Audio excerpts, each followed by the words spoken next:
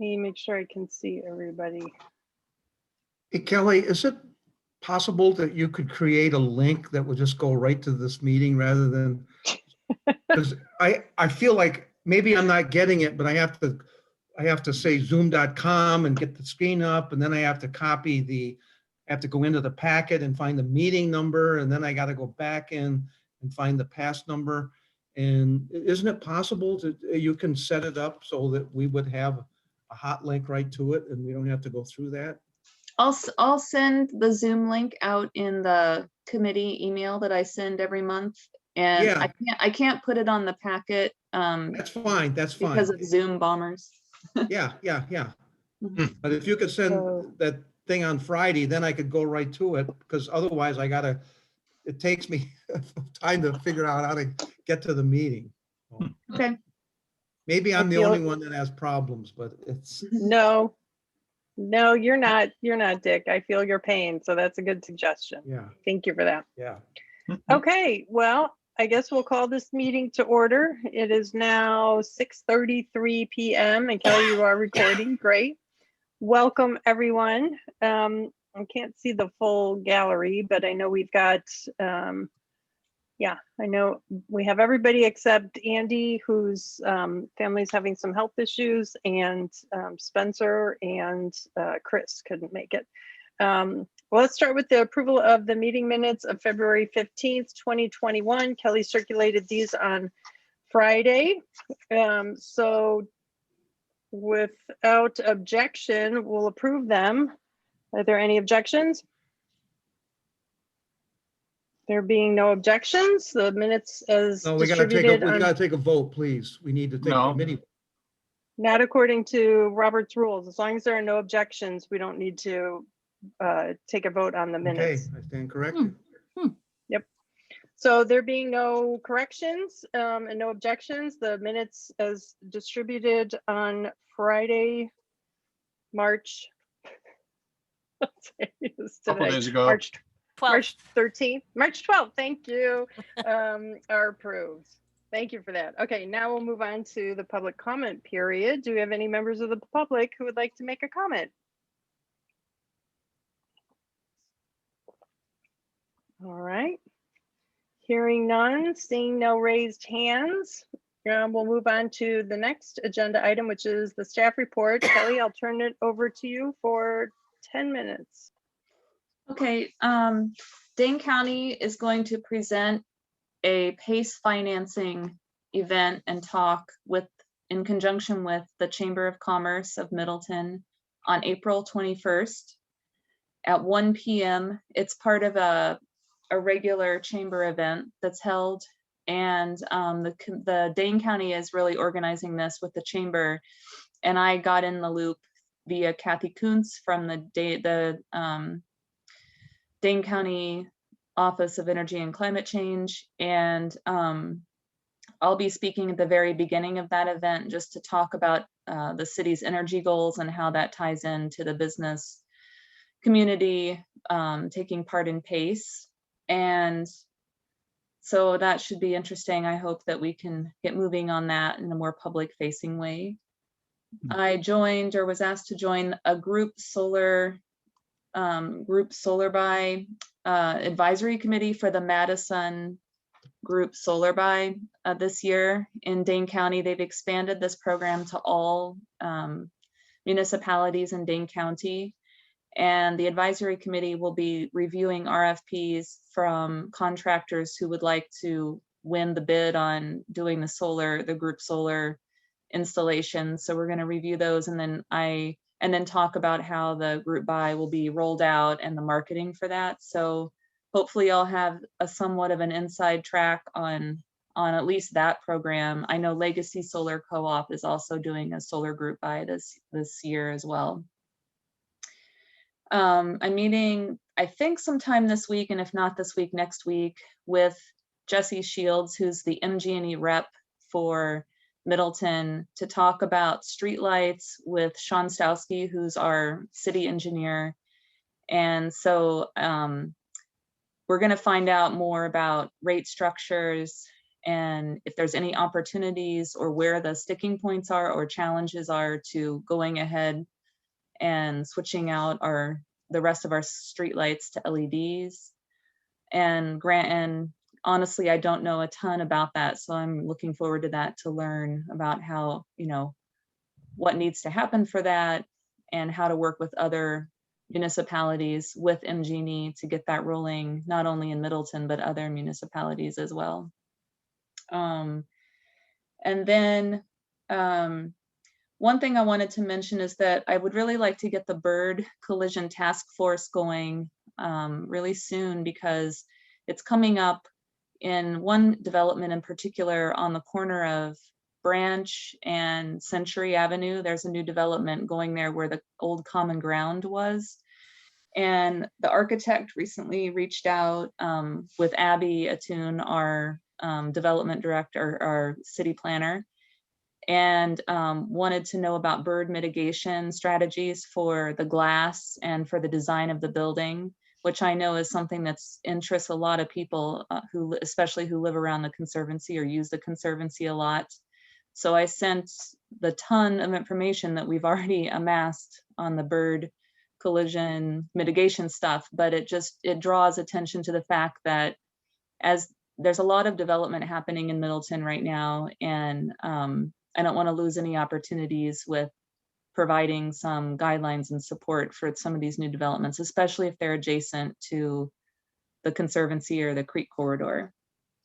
And kind of paired with that is that there's guidelines that have been written for the Pheasant Branch Historic District, and Abby would like to have some additional sustainability guidelines put into what the city already has for the more historic preservation side of that development. And I just feel like the elephant in the room with all of our energy goals and the work we're doing is getting more guidance and finding ways to steer development in Middleton to be more sustainable and energy efficient or net zero when possible. Abby does a great job using the TIF policy to really promote a lot of the sustainability attributes, but when the developments fall outside of the TIF district, what do we have in place so we don't lose opportunities for that? So there's a lot of work I feel like to be done in the next few months or this year that could have lasting effects in Middleton for energy. I'm meeting with Elevate Energy and Sustain Dane. They're the two organizations that are working on an energy efficiency pilot in both Madison and Middleton on multifamily, naturally occurring affordable housing. So they're the kind of housing that sort of gets lost in the mix. They're the smaller apartments that are actually affordable. And they're looking to find ways to fund energy efficiency projects and potentially some workforce development for those energy projects. So hopefully I'll have more to report on next month, but that's still in the mix and that ball's still in the air. And then lastly, there's still some salt stuff that I'm working on with a water audit for the city buildings for our water softeners. And I still need to fill out a document for the PSC to gain access to the water conservation money for water softener optimization. So that's some of the stuff on the table right now. And that's it. Thanks, Kelly. Can you give us a short update on, or just let us know what's the status of the lead city designation, your application?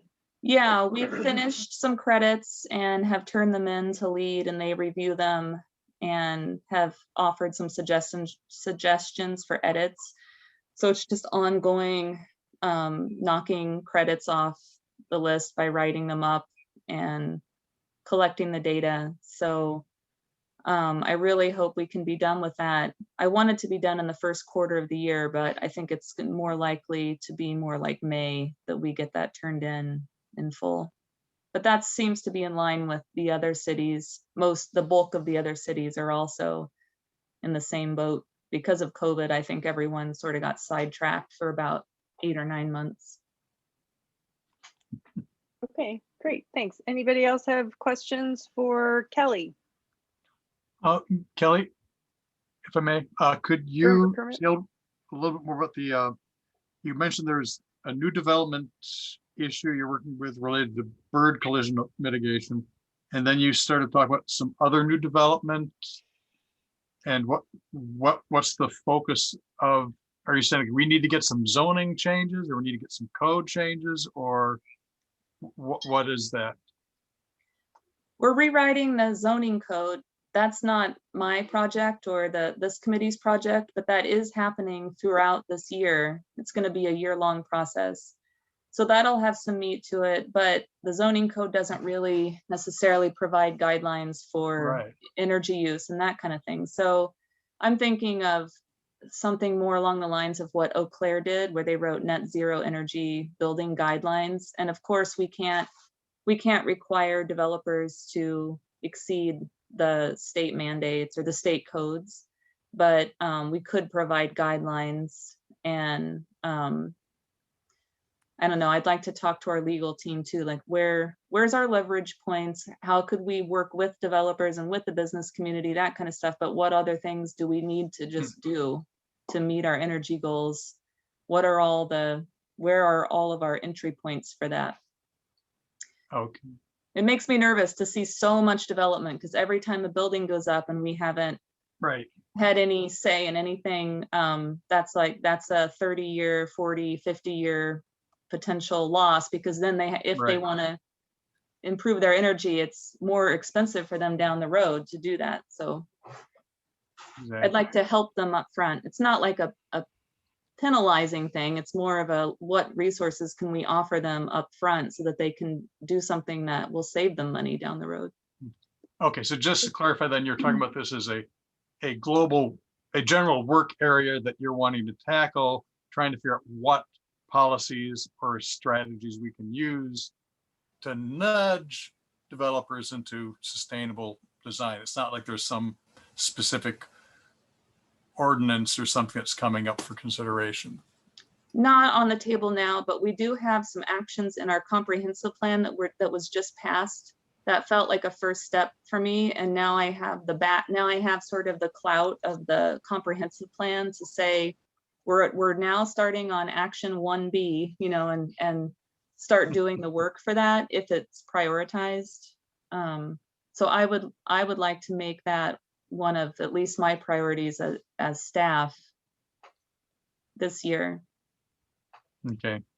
I see Katie has her hand raised. Katie, before I go on to you, I just wanted to follow up with Kelly. So Spencer had volunteered, one of the things he wanted to work on was to review zoning and suggest edits. Is there any way to plug Spencer into the group that's working on that? Yeah, there is no group working on this guidelines yet. I'm just saying that I mean, the zoning code changes. Yeah, he is I on know, that like, committee. Yeah. He is. Okay, good. Yeah, he's officially, I think, going to review the RFPs for firms to do the zoning code, and then he'll be reviewing the zoning code periodically to provide feedback. Okay, good. So Spencer's project is underway. That's exciting. Okay, Katie, you had your hand raised? Yeah, thanks.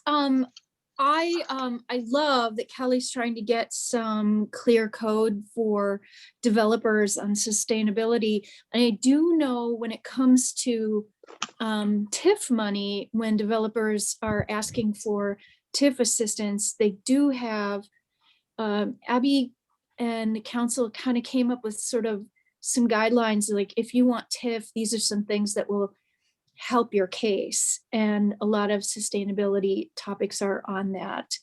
And so I love that it's ongoing, but it sort of does exist for anyone who is asking for tax incentive funds. Yeah, that covers a large portion of the city with our TIF districts. And then I want to make sure that we get the other parts that aren't covered in the TIF. Yeah, well. I love that. That's awesome. Okay, and I had one more follow-up question for Kelly. You mentioned the prioritization. So I know the comp plan is finalized, and I know now under the implementation chapter, it talks about the prioritization of actions. Who decides what the priorities will be? I think part of it will come from the strategic planning process, which is just beginning now, where we can, Mike Davis, it's sort of his baby, his project, the strategic plan. And he would like to use the strategic plan to help prioritize the actions and make the comp plan more actionable. And also he wants the strategic plan to focus on equity and sustainability. There were other things involved as well, but I'm biased, so I just clung on to the equity sustainability focus that he talked about. Okay. But also, I mean, there's some leeway for me to prioritize certain things as staff, I think, but I would want support from the council and the committee. Right. Well, and it's important because the work plan is based on what's in the comp plan, which has not been prioritized, right? You know, there are a lot of actions. But I think there's no way that it could be the case that everyone's supposed to wait until the strategic planning group finishes its work. So I feel No. comfortable being able to identify the priorities that this committee has worked on and move forward with those. So, okay. All right. No more questions for Kelly. Then we'll move on to our featured presentation. Bradley Hopwood is here from the Middleton Recycling Center. And Brad, we're sorry you couldn't make it last time. We're happy to host you this time, and we look forward to hearing your presentation. I'm operations manager with DPW. For those of you who don't know me, my name is Brad Hopwood. Just want to give you guys a quick update on the recycling center. So I reached out to Pelletieri today and got the go ahead for getting a second cardboard dumpster for our recycling center. As the staff has been telling me that they've been filling up and having to come back in during the week to then fill up the dumpster again. So we're getting 2 dumpsters picked up a week, as it seems. It's not going to cost us anything extra for that service. They're just going to drop it off. I believe Wednesday they said that they'd be out there. Another thing is we were talking about opening up on Wednesday nights again. I know that's a hot topic because not only myself, but Kelly also gets that question, when are we going to open up Wednesday nights again? I think we're going to start it in the beginning of June and kind of see where it goes. Go from 5:30 to 7 and see if we're going to get enough people to come in to continue that going forward. I know before COVID, we had that program going, and it started to kind of catch after a while there, and people are starting to show up more and more on Wednesday night. So we're gonna try to do that again and see where we go from there. And then those are the biggest updates I have for the recycling center, aside from some signage that they may want here in the future. But I'll work with Kelly on that to present that once we get that figured out. I know it's just a few minor things that they're looking at. Other than that, the next thing I was going to talk about is with our stormwater system. So I had to do the stormwater prevention plan for the MOC, which is where the MRC sits as well. And part of that is going through and looking at where all of our stormwater goes, how we keep chemicals, everything else out of stormwater, and looking at our storm waterways or open waterways throughout the city. One of the things I'm noticing is that we're getting a lot of debris and garbage and everything else that just sits in there. I don't have the staff or the time to be able to go through and clean that up all the time. When we go in to do clearing of trees, we'll pick up, but other than that, that's about as good as we can get. My thoughts were trying to work with a group within Madison or Dane County, or start something here in Middleton to kind of get like a clean waterways initiative going. And kind of get the backing of sustainability committee for that.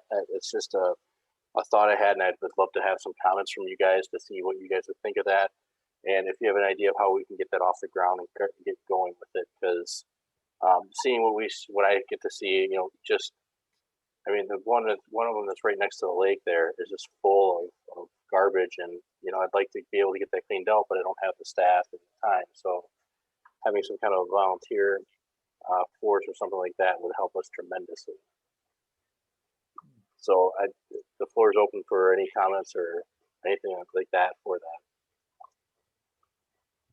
Thank you for that update, Brad. Can you comment on the type of garbage and debris you're finding? Are we talking like garbage, or like, I know, for example, I live on Whittlesey Road. Deb lives right down the street from me, and I know I've seen neighbors across the street dumping yard waste into the property that's just north of the path that leads to the Conservancy.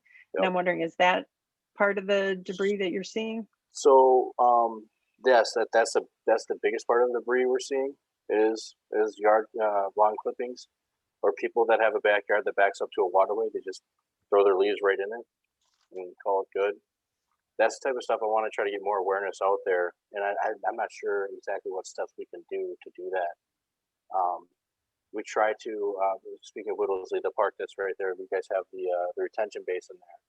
That whole area it's a part of a three-phase project. Eventually, it's all going to get dredged. The trees from on the Algonquin ditch are all going to come out. All that stuff's going to get redone. We're starting this year on the on one of the ditches on Algonquin, and like I said, it's a three-phase approach. But once we get down to that basin down there, we've gone in there probably 3 years in a row now to pull debris, and we just continuously are getting more and more. And it's not, road debris. We're talking clippings, everything. So that's what we're trying to stop from happening. I know it's impossible to stop it completely, but there's a way we can get around it without having people. And I think getting awareness out to the community would be one of those ways. Mm-hmm.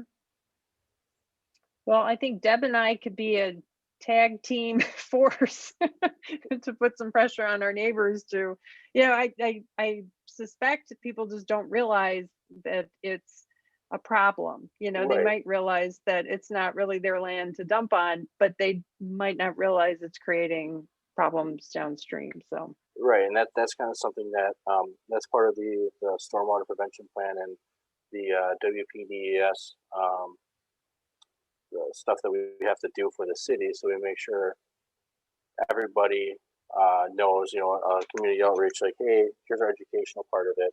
We put flyers up, something like that, saying this is what you shouldn't do and here's why. It's the same thing with before we're cleaning out all of our stormwater sumps here coming up next week. I'm renting a machine to do it because the water department needs their backer, so we're renting one to do it because we want to make sure that those catch basins can actually catch stuff and it's not just full of debris. mm-hmm. So we're trying to take our steps as a staff, but it's kind of a community effort. It's not just going to be us. So some kind of outreach that we can get would definitely help.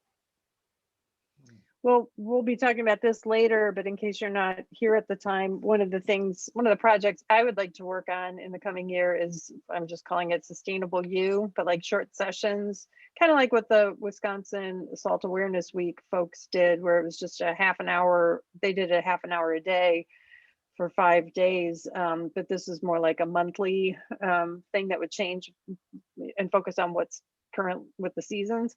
And so certainly something like that could fall under like responsible lawn care or yard care, or, clean waters. So that's definitely something we can feature. Whether or not we get a lot of takers attending these events, we'll see. But there are other ways that we can try to spread the word too.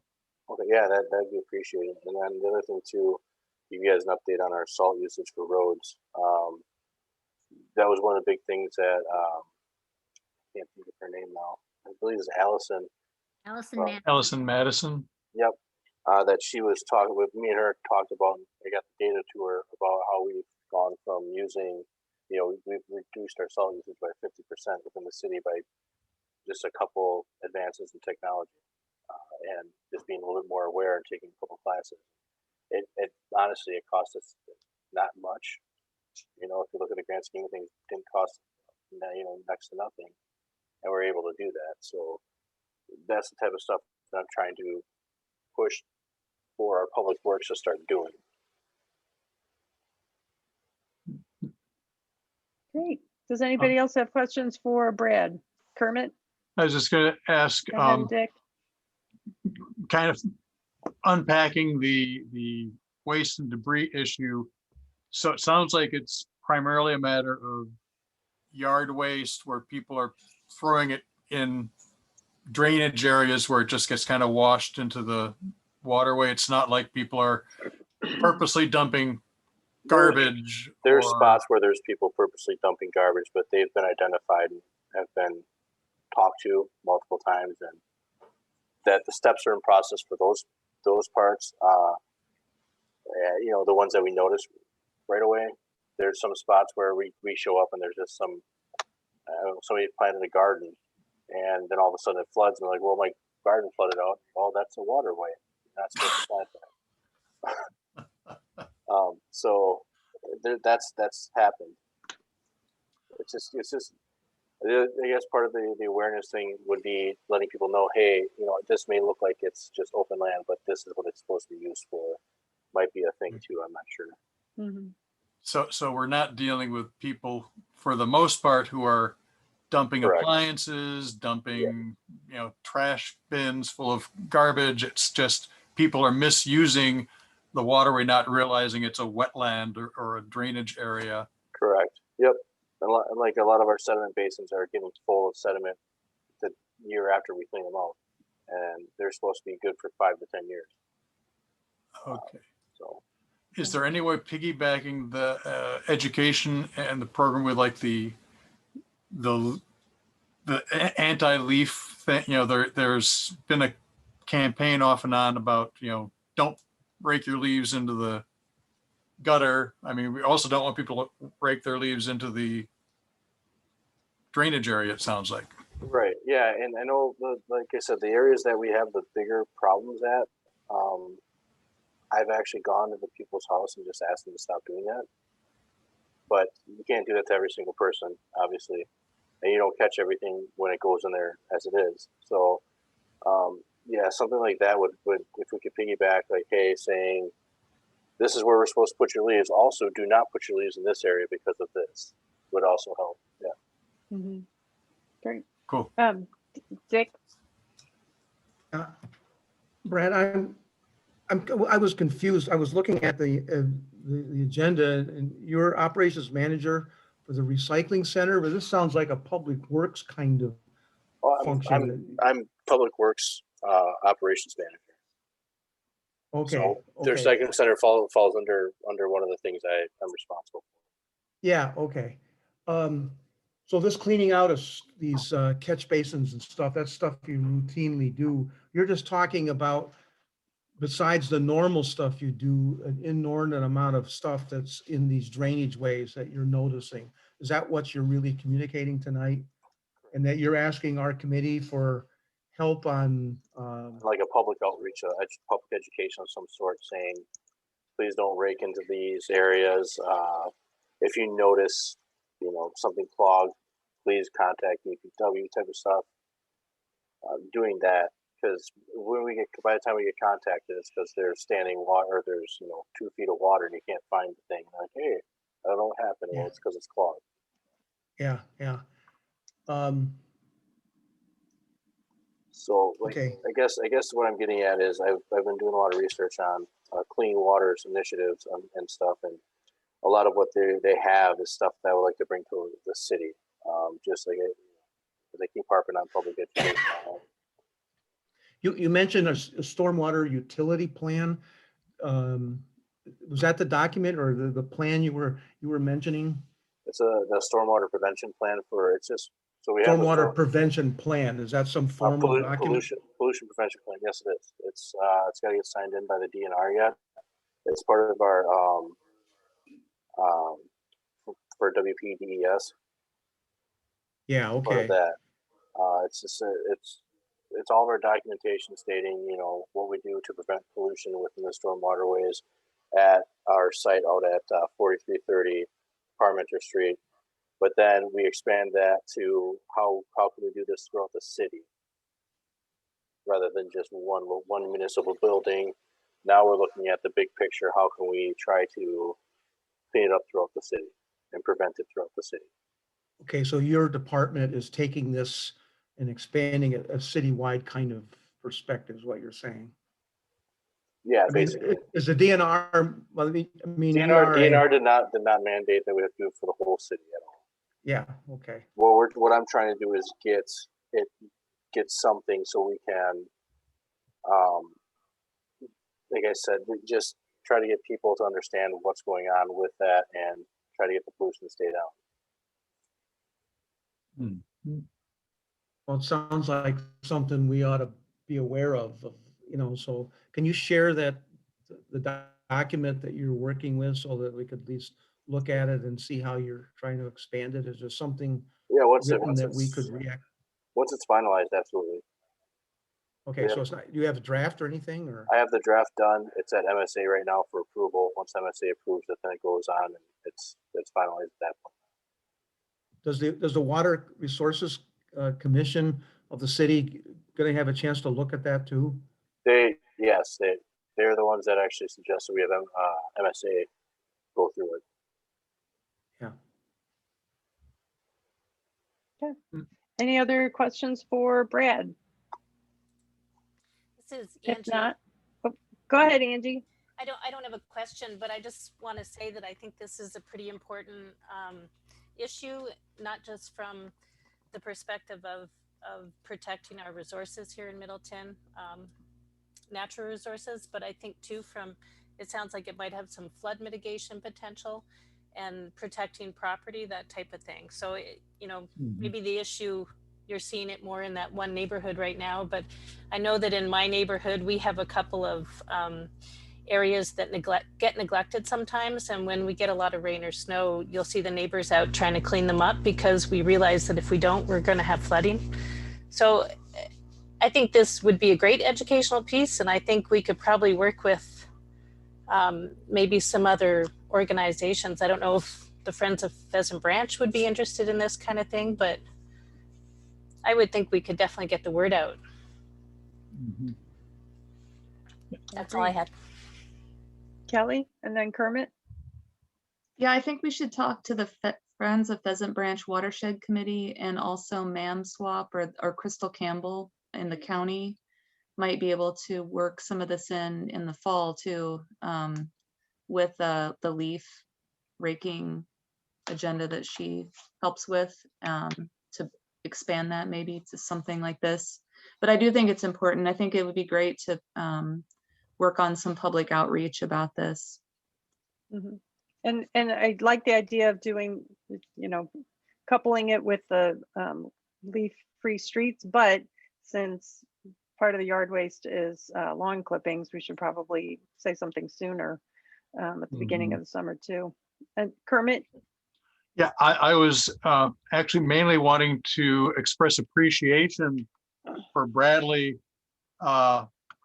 having this kind of broader frame of thinking about the issues you're dealing with.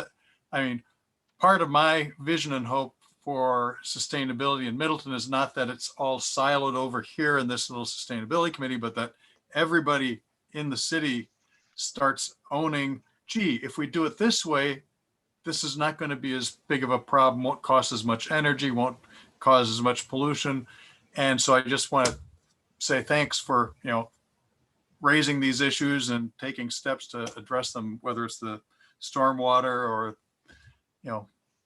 asking for help to kind of help improve the education where, it's like it used to be with a car. The biggest safety hazard was the loose nut behind the steering wheel. I mean, it's like people are sometimes a part of the problem. We need to kind of bring them along. So, so thanks. Yeah, definitely. Thanks for bringing that up, Kermit, because we're all about trying to decentralize sustainability and make sure that it's embraced throughout the city government, not just, in one committee. So thanks, Brad. And we'll definitely be in touch through Kelly to share ideas for publicizing. Like I'm thinking, again, my sustainable you idea, if the recycling center is going to be opening on Wednesday nights in June, that would be a good time to feature recycling and wish cycling and, things like that. So we'll be in touch. All right. Thank you. You're welcome to stay, but we understand if you need to drop off and get to other stuff. So we'll move on to agenda item number 5, which is the school resolution support letter from the Sustainability Committee. And while Kelly's pulling that up, I wonder if I could ask Daphne to give a just brief update on how things went last week with the presentation to the school district or to the school board. Yeah, actually it went really, really well. They only had 1 or 2 questions, and I think that it's gonna get passed next Monday, or at least Mrs. Ames believes that it will get passed, because usually when they don't have any questions, it usually means that they've already decided to pass it. So hopefully next Monday they will pass it. I think they will. But otherwise the meeting was uneventful. Uneventful is good.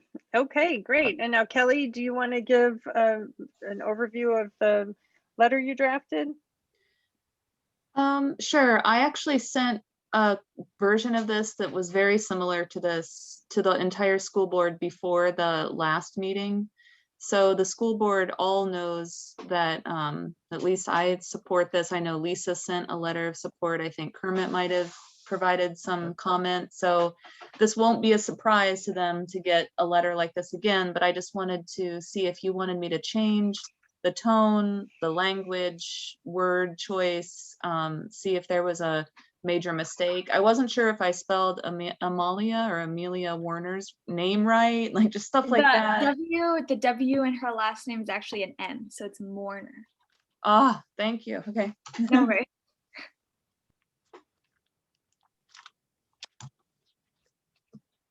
Okay, does anyone have comments? I read through it earlier and I thought it struck the right tone. You know, in the comment that I sent, I didn't send it to all the school board members. I just posted it on the public comment page, but I tried to emphasize student-led. It's important for Middleton. You know, if Middleton wants to reach its goals, we need the MCPASD to go with us, and lauded the students for being climate leaders, and also brought up the fact, which we've discussed a lot on this committee, that that it was the resolution that drove the benchmarking and the planning for implementation, rather than having to, you know, have those things drive the passage of the resolution. And then I had also, and I think Kelly alludes to this too, I'd also expressed our willingness to work with whatever green, they didn't call it a green team, they called it the sustainability committee that would form. And I think it would be really important for us to coordinate on that, so that just like how we have Daphne represented on this committee, I think it would be important to make sure Daphne, or maybe someone else even, is depending on who the membership of the new sustainability committee is at the district level, have one of the other members participate as well. So I'm planning to say yes to Kelly's letter. Anybody have comments or suggested edits? Deb? My comment is just that the Friends of Pheasant Branch board, they're going to write a letter. Well, actually, I'm going to write a letter for the board. And are you sending this letter in to the school district, or are you posting it on the comment page? Where's it supposed to be going? I need to look at, oh, Well, I was just gonna say, in theory, either way should have the same impact, but if Kelly has already emailed the school board members, I think it's probably a good idea to send this letter as well with all of our names on it directly to the school board members. last time I posted So it you're to the, oh, go ahead. I just said, so you're emailing this? It's going to be electronically sent to each board member? Is that what you're saying? That's what I did last time, and I also posted it in the public comments. So I was planning to do the same again, Okay. but I could do it, you know, I could send it to in any way that you would like me I to like send the it. idea of doing both to make sure that it's, because I don't know whether school board members' emails are in the public record without FOIAing them. So I think it would be good to put it in the public comment record as well.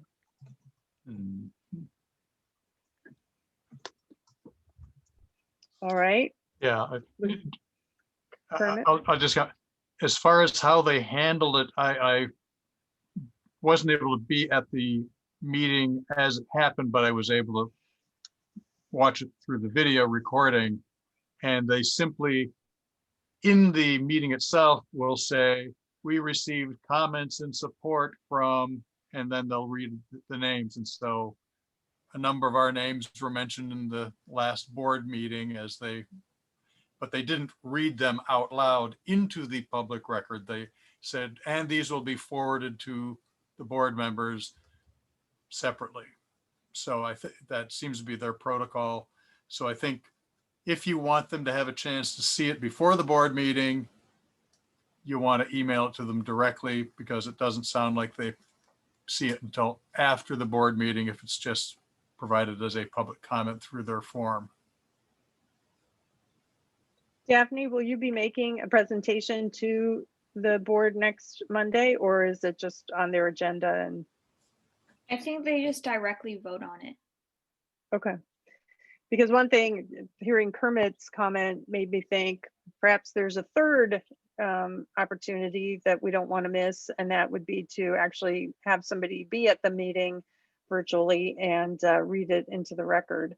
So that, because there's no guarantee that the members will have read their emails or their the public comments, but if they hear the letter read into the record, that would be good. And I don't even know if there is a public comment period at all the school board meetings, but I can tell you next week I can't attend because I have my Black History for a New Day class, which I'm missing tonight, and I don't want to miss next week. But if one of the members could attend and make this as a public comment, just looking at it, it looks like it would be less than 3 minutes. Is anybody available? You need to have the word draft in this letter. I'm just reading it. Our enthusiastic support for the student-led draft. I mean, we're support of the full resolution, right? Yeah, you could take that out, Kelly. Take out the word draft here. Mm-hmm. Okay. And it's a little bit unclear. I mean, we commend Sustainability Committee high school member Daphne Wu and Amelia Warner, whatever, and other students. I'm wondering, it almost implies that Amelia Warner is also a member of our Sustainability Committee.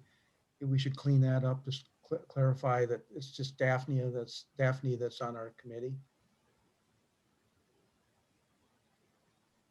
Okay. Yep. Minor points. Yep. Mhm. That's a good one.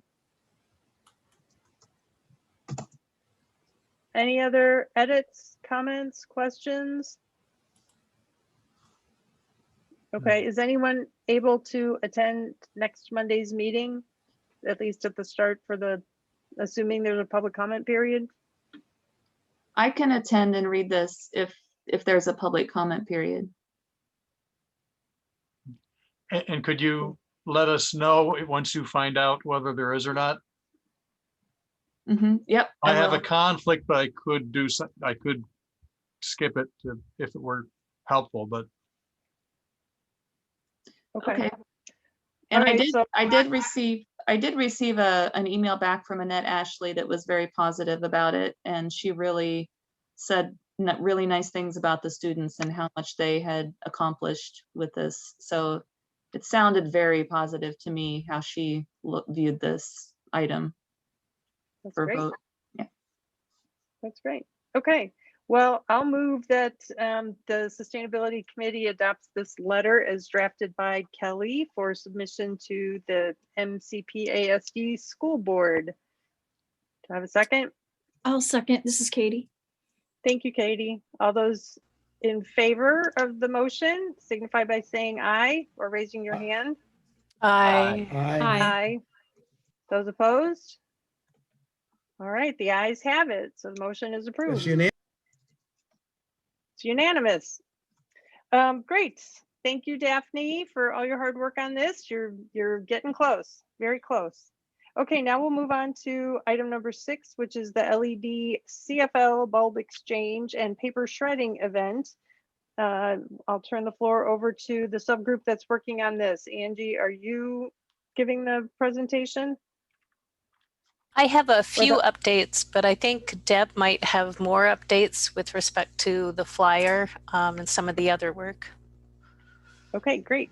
And we did receive, I know Kelly's taking notes, but we did receive in the packet the the image of the flyer.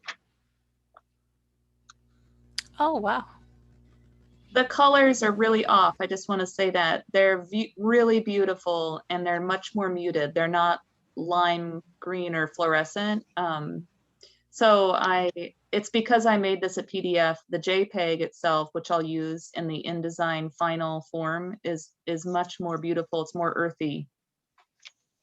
Yeah, mine printed earthy. It didn't Okay, print. that's good. I haven't even tried to print it, so yeah. Dick, your daughter so- did these, right? My daughter did just, yeah.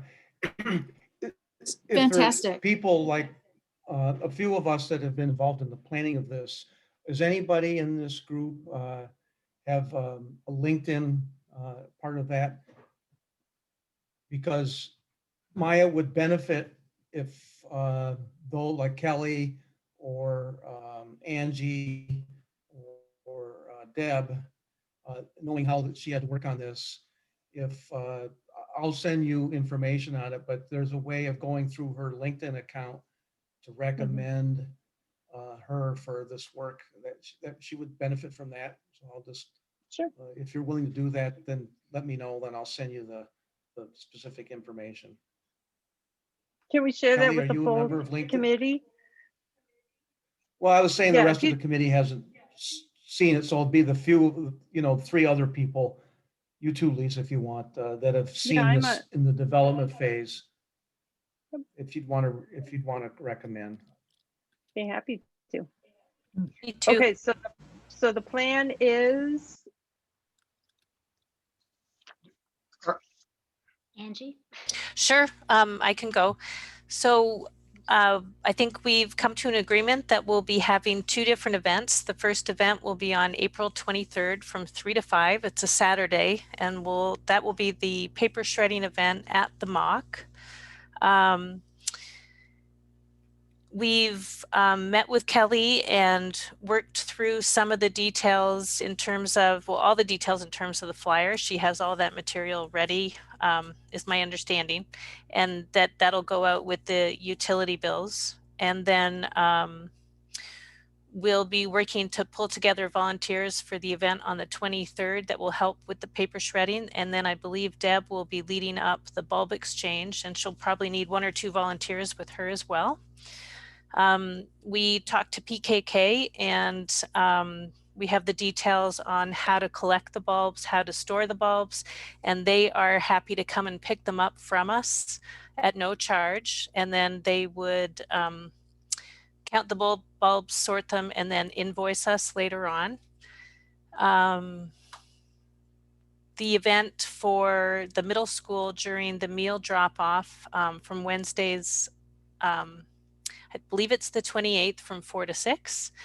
And I think Daphne was organizing some volunteers for that event. And I think probably what's going to happen is we're going to learn a lot of lessons from our event on the 23rd, and we'll take them to the event on the 28th. And that event should run smoothly with what we've learned from the first go around. Deb, do you want to add anything to this right now, or do you want me to keep going with the information I learned on buying more bulbs from PKK? You might as well finish and then I can add. Okay. So I spoke with the sales rep at PKK, and he said that he was not able to purchase bulk CFL bulbs, bulk LED bulbs or lamps at the low rate that we were getting them. And he explained that what happens is that retailers can purchase those bulk bulbs, and then get the discount back from Focus on Energy and then offer them at that reduced price to the public. PKK would be able to do something like that on a commercial side. So if we were interested moving forward with some type of CFL promotion for the commercial part of the city of Middleton, then he could work with us on something like that. But he said he was not aware of the information that we had in terms of ACE possibly having bought them from PKK. That wasn't the case. So, but you know, I felt like based on the conversation, there could be an opportunity moving forward. We talk a lot about saving energy within the municipality and the city of Middleton buildings. And now we're reaching out to the residential base with this initial program, but maybe there's something that we can do for the commercial or industrial side of the city of Middleton as well, in terms of promoting bulbs and connecting with PKK and Focus on Energy somehow, so that we can at least get the message out to people and help them get some LED bulbs at a reduced rate. I think that would be like a phase 2 of this. That's a good idea. Okay, are you finished? Yes, I am. Thank you. Okay, thank you. And another piece to that is Focus on Energy is giving out free packages of light bulbs as well. And if we would advertise that, more people in the community could be getting the benefit of those different packages. And I looked at them today. There's not just one. I mean, you can buy, you know, I don't know what it was. It was like 6 or 8. It was more than 5 anyway. Bulbs that you could, you know, put into a light fixture. There were floodlight bulbs. There was a variety of different kinds of LED bulbs that people could get for free delivered to their houses through Focus on Energy programs. So that's another way we can get these out there to the community. As far as volunteers, Pelletieri was saying 8 to 10 volunteers necessary for the shredding event. And I was thinking similar for the exchange, because what I was thinking of doing is having sort of an assembly line where, you know, the trunk is open to get the shredded paper out, but that's also where the light bulbs would be that they are trading. And we get those, and then and those get sent over to the table, and then we get the information to put on our data table, what they gave us, and we're pre-packaging our bulbs. So we're going to be receiving 40 watt equivalents, 60, 75, and 100. So we were thinking about packaging those as equally as possible based on how many we've gotten into 5 of those bulbs, maybe 1 of each, and I don't know, 2 of whatever we've got the most of. And they're already prepackaged, and then they would go in the trunk. And I guess my question to you guys is, we're a little worried about time. How quickly can we do this? And so I guess what I'm thinking now is maybe no matter how many bulbs come in to get traded, they get 5. So if 8 bulbs come in, they get 5. If 2 bulbs come in, they still get 5, so that we can just take out the old and put in the new and move on to the next. Would that be a problem? Because my initial thought was to trade 1 for 1, but that tends to get kind of cumbersome. I like the idea of making it simple, you know, that we would take in any number. It says up to 5, but you know, if somebody turns in 1, they get the 5 bulbs. If they turn in 8, they get the 5 bulbs. Now, I will ask about the number 5, because originally we were planning to do 5, maybe because Focus on Energy has done that in the past, but we were planning to do 5 with Middleton Outreach Ministry. But when they came, the bulbs were packaged in 4.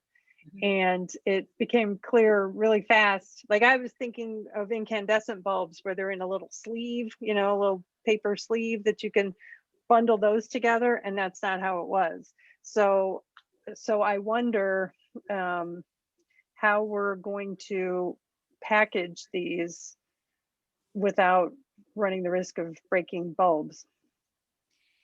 So my question to you is, did you get the same watt equivalents with the mom bulbs, or were they all mixture? We had a bunch of 100, a bunch of 75, lesser amounts of 60, and a small amount of 45. And so to repackage them, the easiest way to have done it would have been to go with 4 bulbs and just have each package have one of each, you know? But then we would have literally had to open up all those hundreds of packages and take one out and put one in, you know what I mean? And the packages only fit 5 or 4, so we couldn't do the 5. So that's something to think about, the logistics of repackaging. Dick, did you want to comment? Oh, He froze. Yes. I think it's I'd like to really make a smart that recommendation. you thought ahead of time about how time consuming this will be. Sorry, Dick.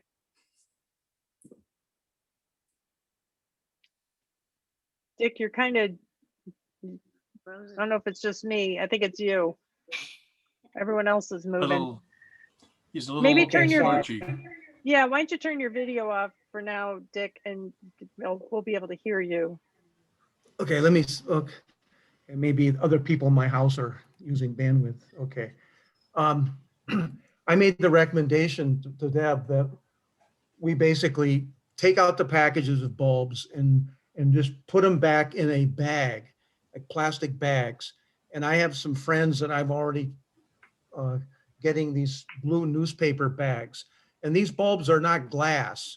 I mean, I just bought some myself recently. They're a plastic outer. They're fairly durable. I'm not saying you'd crush them or anything, but you could put 5 bulbs of the ratio that we got into a plastic bag, tie the knot off, you know, and have them all set up in a box ahead of time.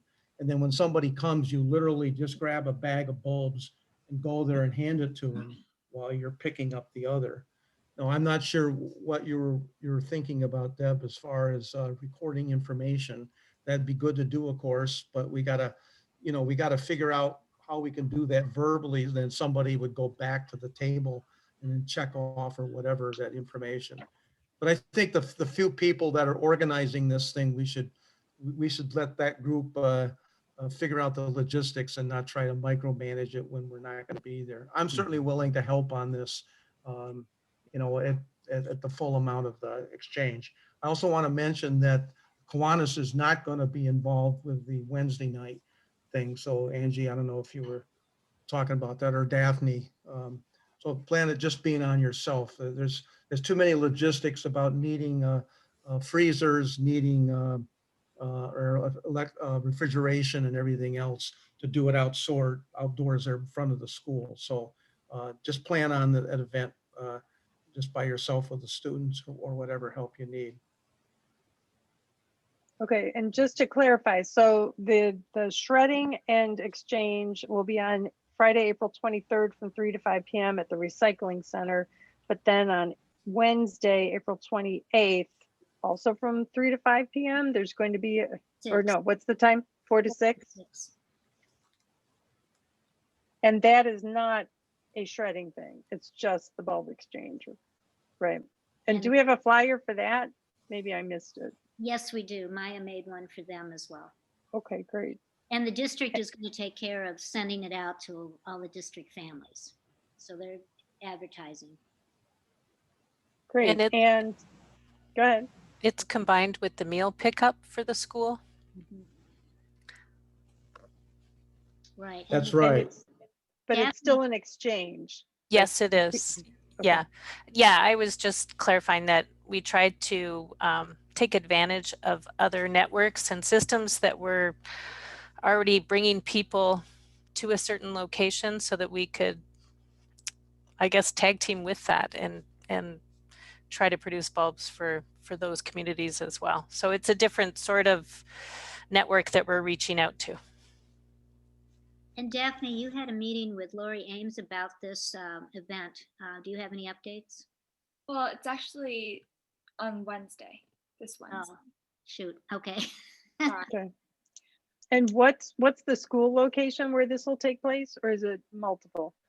Cromer. Cromery? Okay. So you guys definitely have this all under control. Dick, are you? No, he's not talking to us. Oh, Kermit, I'm sorry, I didn't see your hand up. Go ahead. Yeah, one, I don't want to get into micromanaging, but I will just ask a kind of, maybe it's a lateral thinking question, like, why are we doing 5 if the bulbs come distributed in 4-packs? Why don't we just make it easy on ourselves and hand out 4-packs? That's just a question. You can decide if it's too Yeah. much of a hassle. Whatever works for you is fine. I'm just raising the question. The question it can be answered by, this is what we originally had thought we were going to do with Mom. And so I was just following along in the same vein, because Lisa had said that Focus on Energy said if you could take your top 5 used fixtures and replace them with LEDs, that would be, wonderful for your energy efficiency. Right. So we just went with 5. But the problem is, if all the packaging is, if all the different wattages are coming, do you want to give somebody 5 100s or 5 40s or 4 even? Right. I would think you'd want to break those up, because I just can't. Yeah. Somebody's going to want all the same, unless they were all 60s or something. But being that they're not. And we don't want to be asking people what they want, because they won't know, first of all. Right. Right. Or So they will. so we give them a variety, Yep. And we've already, we already have 5 out there, on our advertising. So it's kind of a done deal at this point, but. Okay. Okay. So if it works, fine. The other, on this flyer or poster, I think all the information kind of hangs together, except where it says switch to LED and avoid 2 billion tons of carbon emissions over the next 20 years. And that's it. I'm just concerned that over promises. It's like just having one person or one family is not going to save 2 billion tons. So how many does it take? And that number then is meaningless. So I really, in terms of being science and evidence-based and clear communications, I'm troubled by that lower right-hand corner statement, which I don't think is. Kermit, this stuff is all taken from Maya, from government energy efficiency websites. So she didn't create these kinds of little Yeah. Oh, then nuggets, okay. Okay, well then I'd like to Well- see a reference, because that number doesn't make sense.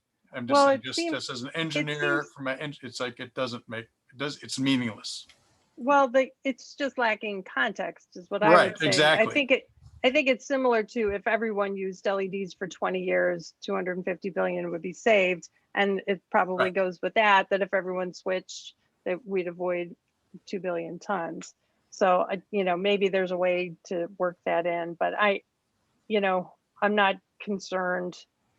Yeah. I'm not concerned about, she does have on here fact source from energy.gov, so people can check these things out.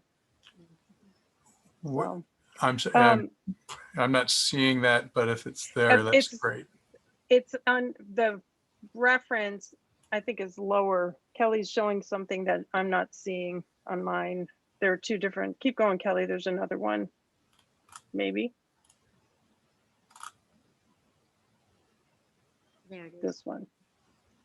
Yeah, so underneath in the lime green, you can't really read it on this lighting, but it says under Sustainability Committee.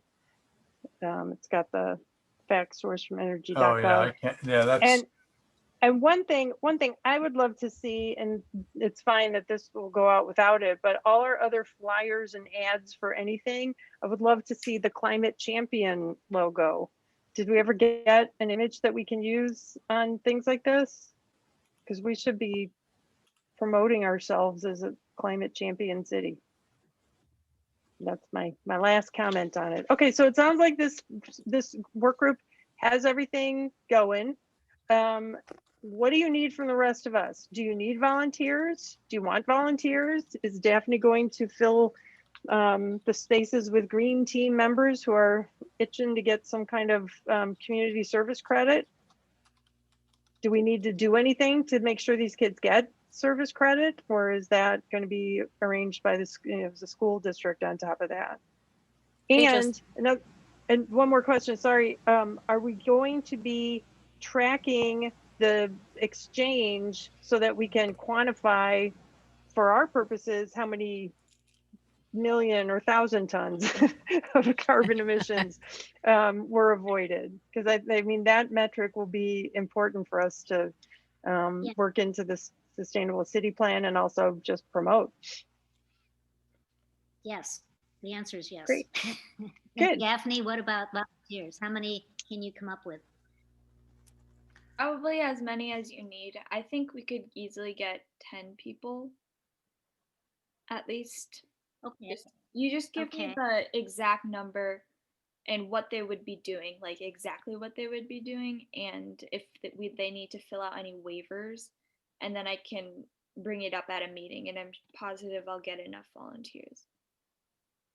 That's a good question. Yeah, I just need the logistics. So I think we- Abby always had waivers with her, and when we started, she would have us fill them out. Okay. So we'll figure that part out. And Deb, I think we'll need to have at least one more meeting where we sit down and really work through some of the details on this, and work with Kelly on it, like what time they'd be delivering the truck, when we need to be there, how many people, where the cones are, all those details. So that's something that we'll work through and make part of our plan. Right, but as far as volunteers, do we need some volunteers from the committee for shredding? If we can get 10 from the green team, we still need a few more. I'll be So- there. I can do the Friday shredding event. Yeah, I can too. This is Katie. Me too, Me, who said that? Angie. Angie. And, oh, Dick, of okay. course. Right. I expected you to go. Put your hand up, you're gonna go? Yes, Yeah, of course. of course. Okay. I think Angie and Deb and we should talk about how are we going to plan on, pre-sorting the bulbs ahead of time. But we got plenty of time to work out those logistics. So I'll leave it to you two to organize when I should come and talk, and then we can have a work party or get 4 or 5 people and we can do this quickly. All right. Do we actually have the bulbs? That's one question I have. Kelly, do you have them in the city building now, or where are the bulbs? The bulbs are still at Ace Hardware. They were still waiting on a smattering of bulbs to come in, like maybe 100. So if we want them delivered at any point, we can have them delivered to the recycling center. Or Kelly, somewhere what's else. the total? probably- How many are we getting? 2,000. And Great. are we going to get the holdover bulbs that Mom still had because they didn't have enough to distribute? Weren't we planning on getting those into the mix here? Yeah. I'll be at the food pantry on Saturday. I have a shift, so I can ask and see if they want us to take them off their hands, or if they had planned to give them out, or maybe they've given them out since I last reached out to them. But I'll take that action item.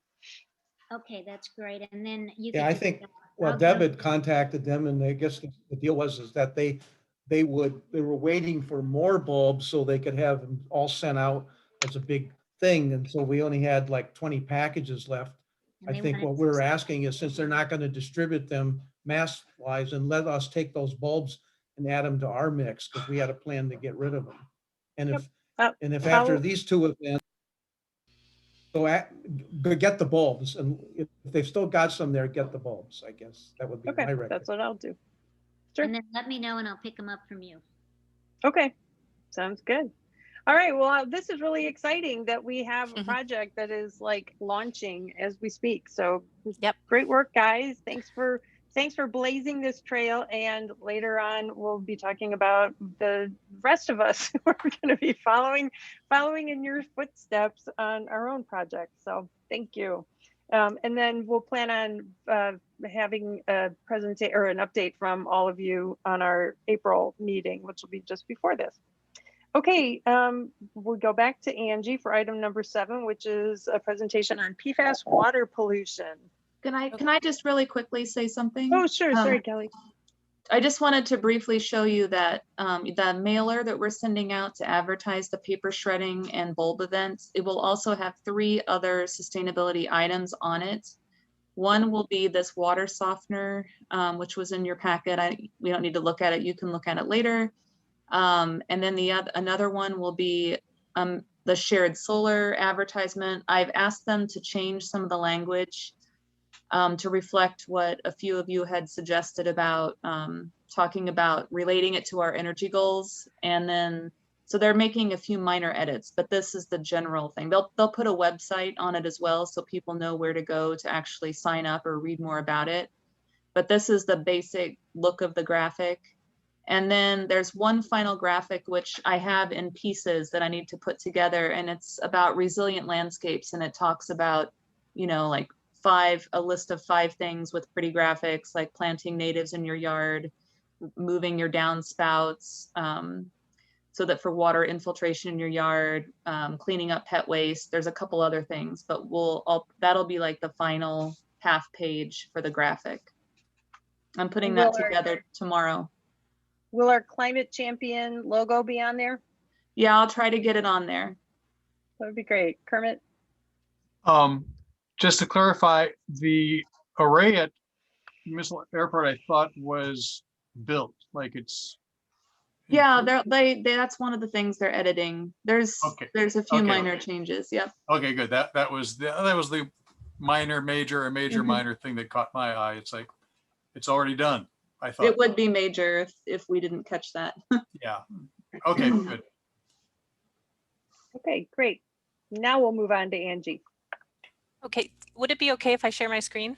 Yes. Okay.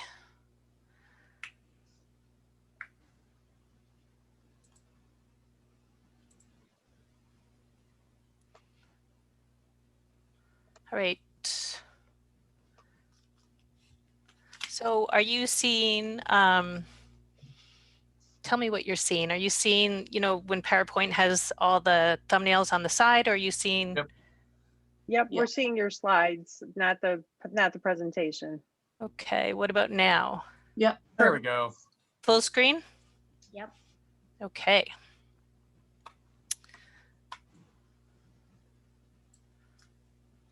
All right, so I have about 10 slides, and I was just going to provide a general overview of what PFAS are and why we're so concerned about them. I'll share some information on the main sources of PFAS and how we might be exposed to them and where there is known PFAS contamination in Wisconsin. And then I'll describe some of the work that's being done to address it and where you can learn more. So PFAS stands for per and polyfluoroalkyl substances. It's a long word that describes a large family of synthetic compounds. There's over 5,000 identified to date. They vary widely in their physical and their chemical properties and the risks that they pose to human health and the environment. So in other words, not all PFAS are equal. And the 2 most common PFAS that you'll hear about are PFOA, PFOA, and Pfos, PFOS. And if you look at the figure on the right, you'll see PFAS on the trunk of the tree. And then off to the left shoots a branch that says polyfluoroalkyls. And then off to the right shoots a branch that says perfluoroalkyls. And it's the perfluoroalkyls that contain the Pfos, PFOS, and the PFOA, PFOA. So PFAS were discovered in the 1930s, and commercial production began sometime in the 1940s. They're used in a wide variety of applications and in numerous industrial sectors, but they're most well known for their use in products that resist water, oil, and grease and stains. So that non-stick coating category is where they've found their greatest use. So certain qualities will tell us whether or not a chemical poses a risk to human health and the environment. And in other words, whether or not this chemical is a contaminant of concern. So if it's persistent, if it's bioaccumulative, if it's toxic, if it's mobile, and if it's produced and used in significant quantities, then it's considered a contaminant of concern. And PFAS is persistent in our environment. It's been nicknamed the forever chemical. It's bioaccumulative. We found it in the muscle tissue of organisms like fish, eagle, and deer within Wisconsin. It's both a carcinogenic and non-carcinogenic compound. It's mobile in the air and water, and it is produced and used in significant quantities within the United States and throughout the world. So for these reasons, PFAS is considered a contaminant of concern, and it's also considered an emerging contaminant. And emerging contaminants are important because the risk that they pose to human health and the environment isn't fully understood yet. And so we don't have systems in place to address them.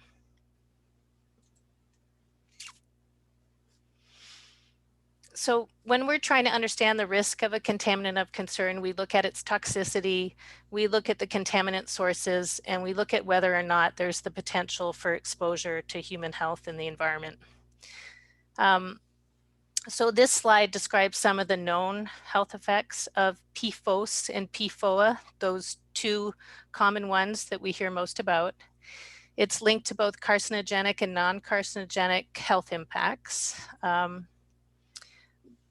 But that said, this is just one piece of the information that we need to consider. We still have to think about the sources and pathways to exposure that might exist in our community to really evaluate the risk and put this in perspective. So PFAS have been used widely for decades across many sectors, but they can be generally categorized into these four main groups. So industry, where the PFAS compounds are manufactured, processed, or they're used to make products. Then there's the consumer products themselves that are part of our everyday lives. There's waste, so it's the waste that is produced from industry and also the waste that's produced from discarded consumer products or the waste that just moves through our systems, through our wastewater treatment plants, into the landfills, recycling centers, compost piles, those types of places. All right, so and this figure illustrates how those sources of PFAS that we just talked about in the previous slide might result in exposure to humans in our environment. So in other words, what are the pathways? And if we look at the blue icon of the factory on the left, you can see that you might have air emissions or discharges to the water or the soil that could result in exposure to humans and other organisms in the environment. And then we also have exposure pathways through consumer products, the things that we use in our everyday life, the waste infrastructure that we just touched on. So if there were incinerators or recycling products, and when those products are processed, there's landfills, wastewater treatment plants, compost areas, the biomass that comes out of wastewater treatment plants that then gets deposited on the ground. So those are all other pathways that could exist. And then there's also firefighting foam, or what you've heard of probably is AFFF, which is typically a direct application to the environment that could result in an exposure pathway. So putting this all together, what do we know about PFAS in Wisconsin? So this map on the right is a figure, just a snapshot in time. The information that we have is pretty dynamic. It changes all the time. And the sites that are listed here really reflect the information on the previous slides, including industry, our waste infrastructure, and firefighting activities. And the state of Wisconsin does track this information, and it's available to the public on the state's website. If you go to dnr.wisconsin.gov and you search for BERTS on the web or BOTW, you can go in there and look for your community anywhere in the state to find out, where a specific type of contamination might be. So if we look at this figure a little bit more closely, you can see up in the upper right corner of the state, in the Marinette-Peshtigo area, right on the Michigan border, there are a couple of dots there. And that would be an example of a facility that had fire training activities. So the JCI Tyco facility up there, they've done a fair bit of fire training. They also have a manufacturing facility that produces fire suppression equipment. So we've seen, and you've probably heard of the investigations that are going on there now. Other examples might be dry cleaners, like there's a leather-rich site in Oconomowoc that is currently being investigated for PFAS contamination. Closer to home, wherever there's been major fires or AFFF discharged, you might find PFAS in the groundwater. So the MG&E substation or ATC transformer fire that happened a couple years ago, that's currently being investigated for PFAS contamination that resulted from the firefighting activities. And then we also have a lot of airports and military installations throughout the state where they've had firefighting activities that have resulted in groundwater contamination. We also have landfills, and closer to home again, the Refuse Hideaway Landfill. I don't know if people are aware of that, but it's actually a Superfund site. It's out on, if you go out University Ave, and I think it's right across from Twin Valley Road, if you're familiar with that area. That's actually a Superfund site, and they have confirmed PFAS contamination at that site. All right. I just have to move my, there we go. So what does this mean for Middleton? Well, I pulled this slide out because Lisa, you had mentioned our airport and concerns over firefighting foam at our airport. And this shows a conceptual model of how the use of AFFF or any foams containing PFAS might result in contamination to soil or air or groundwater. And you can see that the direct application of PFAS to the ground, it can be caught up in the air. It can go away as surface runoff into other surface water sources, or it can infiltrate into the ground and then get into the groundwater. And that groundwater can later daylight in other surface water bodies. And then the exposure pathway to humans and other living organisms in the environment would happen, at some of those interfaces with, the groundwater to surface water interactions, that type of thing. And PFAS is, it's such a stable and persistent compound that it can travel great distances from its source. So that's one of the big issues that exists. And so I guess when we're thinking about all this, about, what PFAS is, what sources might be out there in the Middleton area, and then, what exposure pathways there are, you sort of have to develop these conceptual models of how it all connects. All right, so what's being done about it? A couple years ago, the Wisconsin PFAS Action Council was formed, or WISPAC, and they've been working on an action plan and actually developed one and published it in late 2020. They had 8 recommended actions. Some of them they've already gotten a good start on. There is rulemaking underway within the state. They're developing groundwater standards for additional PFAS compounds, as well as drinking and surface water standards for PFOS, the PFOS, and PFOA. And this is important because it allows us to regulate discharges to the environment and protect the waters of the state. They are continuing to expand that suite of compounds that are being researched and evaluated for future standards. They're trying to secure federal funding to sample all municipal wells in the state of Wisconsin, and that's about 300 wells in 85 communities. They're also trying to secure federal grants for the communities themselves so that they can address any PFAS issues that are discovered. They're trying to expand access to information and resources, and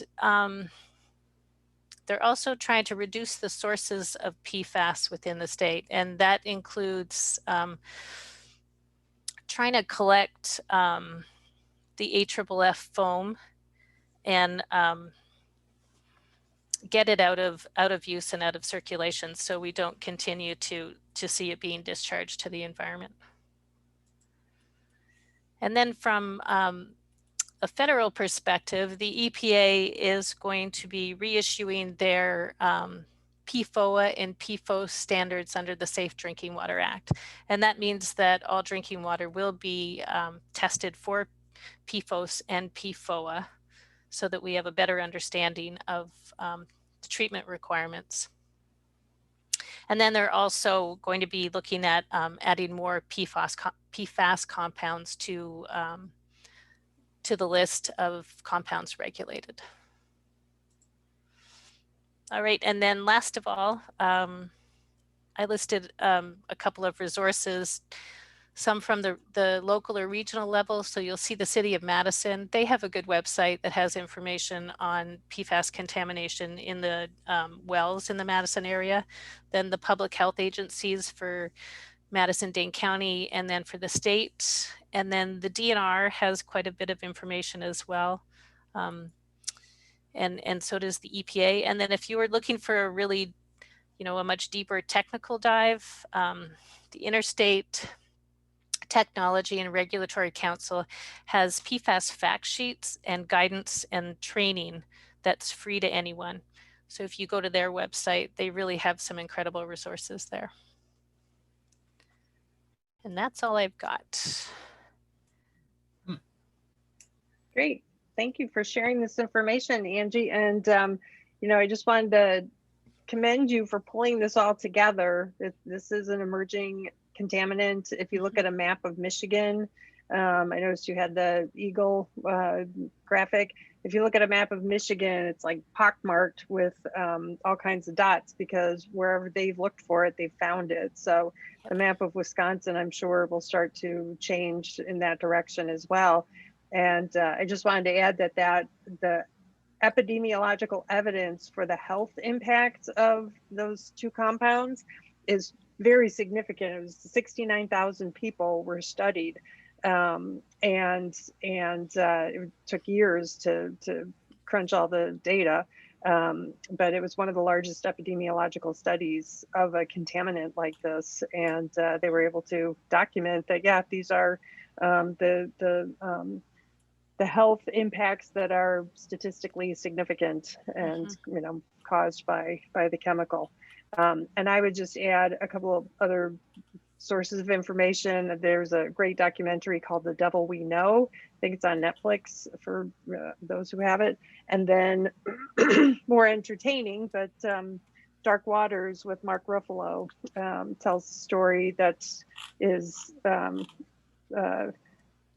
in the documentary, The Devil We Know. So anybody have any questions for Angie? Yeah, we had, of course, a lot of, can you see me? Or Yeah. Get rid of the shared screen, maybe. So we had a lot of wells, or some wells in Madison's east side, or of course by the airport over by Starkweather Creek. I thought I heard, did we get a detect in the well on the west side here, or anything in Middleton well? Do we know if we've had a detect in our community's drinking water system? So, Madison has a website, and it's really easy to find information on where the wells are and the service boundaries for each of those wells. I haven't found that information for Middleton. I'm not quite sure where to look. I didn't see anything on the website for it. And to be honest, I don't even know where the wells are in Middleton. I think that if Middleton had gone ahead and done the sampling at this point, that we would have heard about it or seen it in maybe in you know, the quarterly water sampling information that we get. So I guess the question is, if once a groundwater source has it, what are the technologies, if any, that they have to remove it? I mean, do we have technologies to basically clean up the water so that we can we do. provide a safe drinking water? Yep. So granular activated carbon Okay. works really well. There's some areas up in the Marinette Peshtigo area where they're pumping water out of the streams and using GAC systems to treat it and then put it back in the stream. There are certain types of resins that work. I think reverse osmosis is another one, but those tend to be more expensive. So I think carbon is really The preferred one, yeah. yeah, for water Okay. treatment. What do you think, Kelly? Just as a report back for the next meeting, can you find out if we've had any testing done of our community drinking water systems for PFAS? Yeah, yeah, and that's public information too, the tests. So, and the other thing I just wanted to add too is that this really is a developing issue for Wisconsin. I know Minnesota and Michigan are, you know, the sister states within the Midwest have been through this, and there are a lot of other states that have been going through it for over a decade. But it is evolving in Wisconsin quickly. They established a new office in the DNR called the Office of Emerging Contaminants that probably spends 95% of its time on PFAS. They're also looking at other emerging contaminants that are popping up. So when we talk about those, you know, the persistent, toxic, mobile, those qualities, there are other contaminants that are out there that, you know, this program is taking a look at. But PFAS really is the one that has everyone's attention right now. And so that map, the way it looks right now, it changes weekly. It's definitely an evolving topic for our state. Yep, and one of the things, I know we're talking about water right now, but one of the other sources of contamination is the pizza boxes and other packaging that your food, we're all eating a lot of takeout, you know, and so I've been checking to see, like, there's a website, I forget the name of it right now, where you can see what whether the packaging your food came in is manufactured with PFAS. And I've thought about reaching out to Willie Street to find out, you know, are they making sure that they're using only PFAS free products for their carry out food. So I wanted the committee to spend some time learning about this, because I think, as Angie has noted, it's an emerging issue, and I think it's something that increasingly is going to become a concern for Middleton and other communities in Wisconsin. And whether or not it falls within the sustainability committee's domain or not, it's important for us to be aware of the problem. So any other questions for Angie?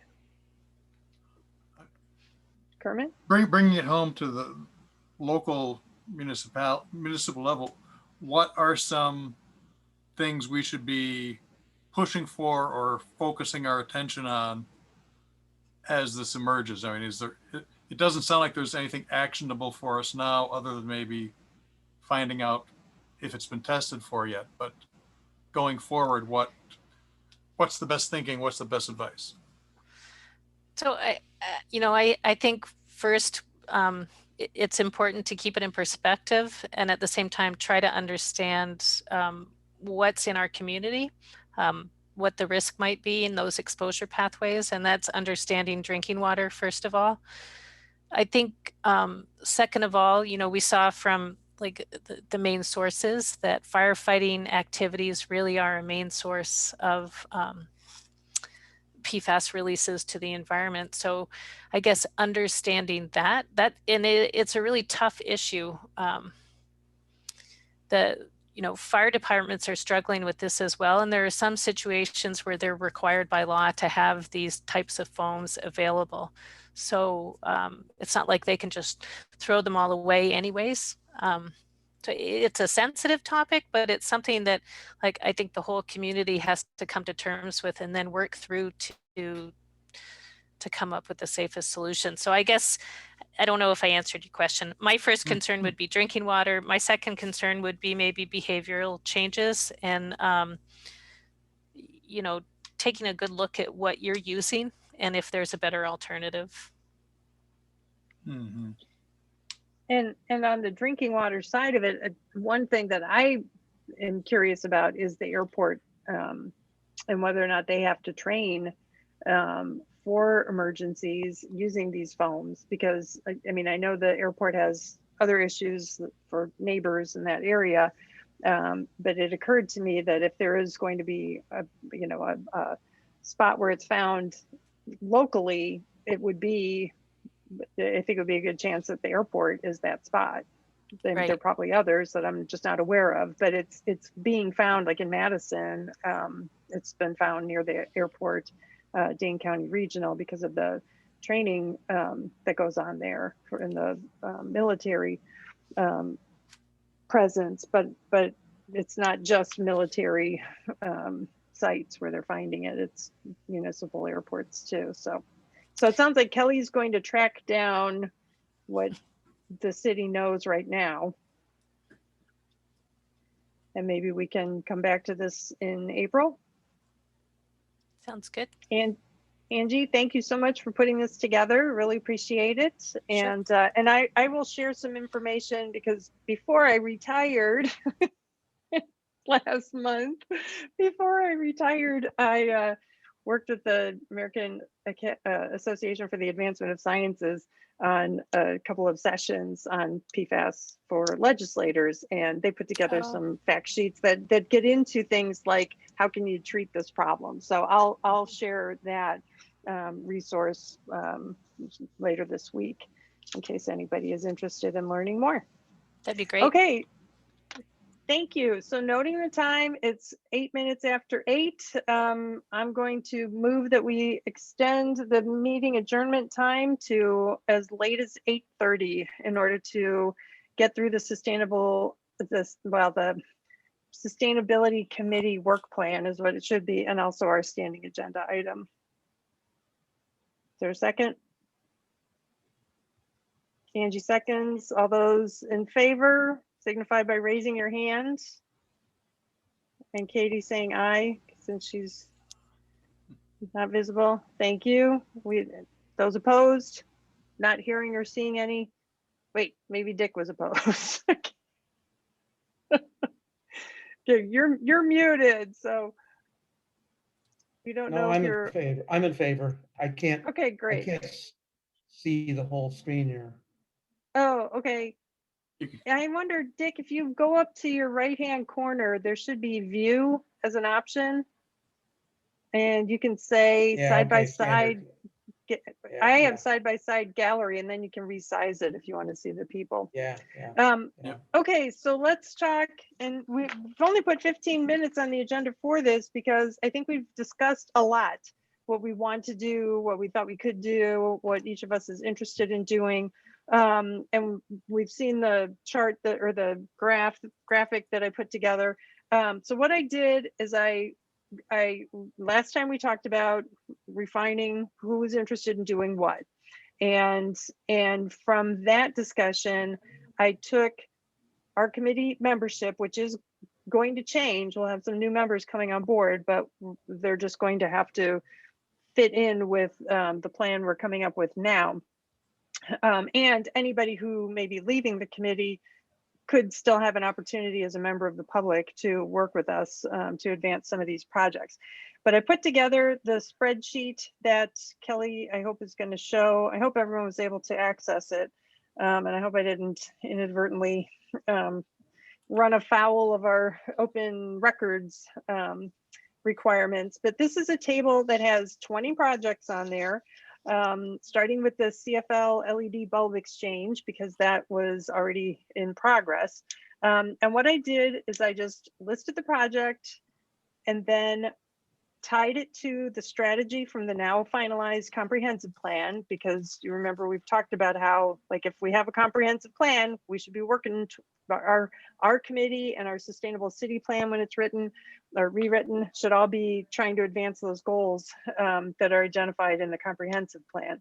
So I tied each project to the strategy, for the relevant strategy from the plan, and the associated actions also from the plan. And then I had a column for what quarter we think the work will begin and maybe even end in. And then I indicated which members by your initials. And we have 2 DWs, so Daphne is DWU. But I indicated who had expressed interest in doing it.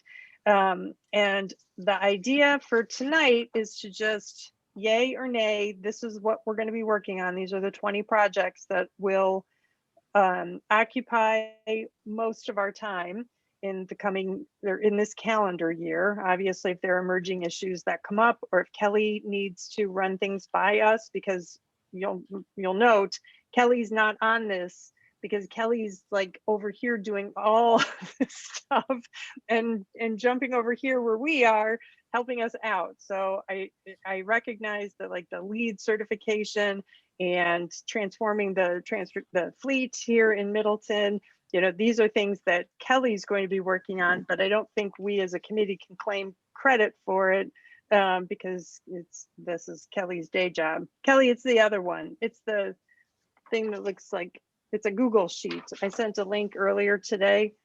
It's from today. Okay. Yep. I don't think I was able to access it, Lisa. This is Katie.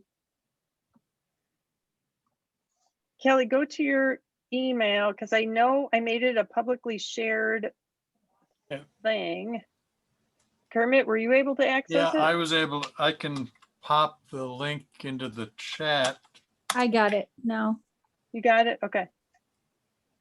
It's the revise the work plan link, Kelly, right there. Yep.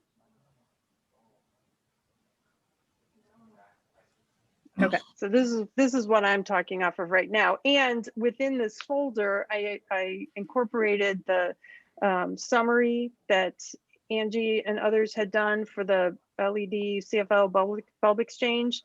I took that and turned it into a template for the rest of us to be able to use. And then I started my own summary for the sustainable U idea, the educational piece that I want to get started on very soon. So the idea tonight is to just look this over, give it a thumbs up or down as to whether these are the things we're going to try to accomplish. 20 projects is a lot, but we have a lot of members, and some of these are more involved than others. You know, for example, the solar group buy and the solar shares, those are more promotional activities, maybe with some checking in on the data collection so that we know, for example, like how we've improved or how we've come close to achieving our goals for electricity use reduction or greenhouse gas emissions because X families decided to install solar on their roofs. So, and then others like the Sustainable U and revising the Sustainable City Plan, those are going to be more labor intensive things ongoing. But I think these 20, I think it's a good group. I think thinking ahead to next year, it'll be important to make sure that we're always trying to align what we're going to be doing with what apparently the strategic planning group is going to prioritize. Because there are a lot of things in just the green city chapter of the comp plan. There are a lot of actions. I don't know if Kelly knows the total number, but there are dozens at least. And if you see on here on the last page, I noted that there were 3 strategies that we didn't even touch. I mean, we'll touch them in a way, but like adapting to climate change, I know Kelly's going to be working on resilience, so that'll be covered with that. But the local and just food system, we don't really get into that at all. And then entry points into the new green economy, we're kind of silent on that, at least this year. So I've said enough. I would like to get feedback from folks and corrections if I put a check mark by your name and you did not think you were signing up for it. And note that, like, you know, I grouped the solar group by solar shares, beneficial electrification, and the resolution. Those are all grouped under one box or one row because they go with strategy 1, action J. So Kermit, I know you had brought up the issue of beneficial electrification. By the way, there was a really interesting podcast on the media is the podcast, and they just had a session on climate change. It was really, really great. I want to listen to it a couple more times, but they talked about beneficial electrification and that. So Dick, I saw you've got your hand raised. Yeah. Okay, I'm gonna go to the screen itself because I want to look at a couple of these. So number 6 and 7, you have me down checked. The explore options for RNG. I mean, obviously I'm a big fan of this, and I just feel like somehow we should group all of these renewable energy actions in some kind of overall box that Kelly would be working with city departments and staff on to try to promote any way we can become, you know, more reliant on renewable energy. And so we heard, for example, the county exec and others saying that they've just recently purchased, I think, half of the truck fleet in Dane County. Maybe I'm wrong on this, Deb. Did you hear it this way? That half of the truck fleet is now using RNG and as their fuel. And so I'm feeling like, you know, you've got me checked here for boxes number 6 and 7. The biodigester stuff has to come from the county. I think we should be supporting any kind of actions and make recommendations that the county move ahead on that. But that's not something that I don't think we should be listing that as part of our overall plan actions for this year. But the explore options for RNG within our own, you know, public works and city government, I think that should be folded into something bigger as far as, you know, just general Middleton government becoming more reliant on renewable energy. And then the last thing I want to quickly point out, okay, go ahead on that. I got one more I want to talk about though. I was just going to say, so it sounds like 6 and 7 should come out and be similar to transforming the fleet, the Middleton city fleet. This is a Kelly thing. A Kelly thing meaning she would work through her connections in city government with the appropriate offices within the government.